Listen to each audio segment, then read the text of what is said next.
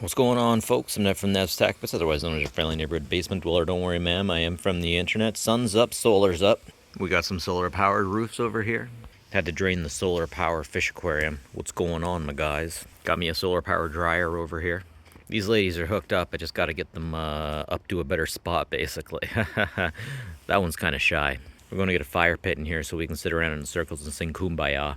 So y'all know I like running Bitcoin mining rigs off of solar panels. I also like to do, what's it called? The World Community Grid. That's right.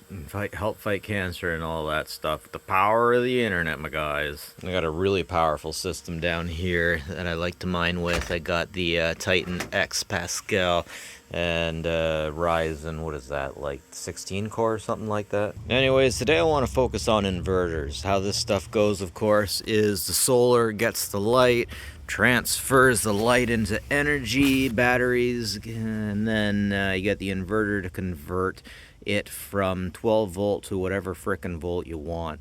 Now, there's lots of different types of inverters you can get. Over here we have a 1000 watt inverter, and over here we have a 500 watt inverter. Now here we get the cute little ones that I basically got for next to nothing. 300 watt, I got this with a solar panel. The 200 watt I got for like $2 at a yard sale. And these things, if you're lucky, you can get them for about $1 at any secondhand store. They have little fans in them that are really freaking noisy and annoying, but when they work, they work. So what I want to talk about is what kind of inverter you need to run what kind of unit. Now, right here, I have a server. It's a Barracuda Firewall. Has an i7 9th generation, and I can get that thing working on a 500 watt inverter. But also, you need to worry about amps too, right? But I'm just going to give you a generalization. Now, if you want to run the really powerful stuff, you need the 1000 watt. You definitely need the 1000. I haven't been able to get this thing running without it. However, if you're using a new Dell i7 that's a standard size, I can get away with using a 500 watt. Now I want to run a test and see exactly what I need to get one of these laptops running. An Asus. We got a Pentium Silver in here. Okay, we got 1.2 amps and 100 to 240 volt. All right, there's that cheap fan I was talking about. Anyways, let's see if we can get this thing working on the 200 watts. Okay, yes we can. That will absolutely work for us there. Let's try something a little more meaty maybe. Next up, we're trying a Lenovo Carbon ThinkPad at 2.25 amps. Let's see if it actually throws a charge.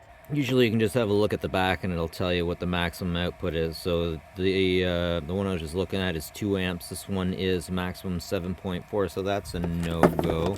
And over here we're going to have a look and see the output. You get the input, output, ooh, 0.05 amps. Oh, it has USB. There we go, 2.5 amps. Yeah, so according to this, it shouldn't be able to run because this only gets 160 watts, 1.4 amps continuous.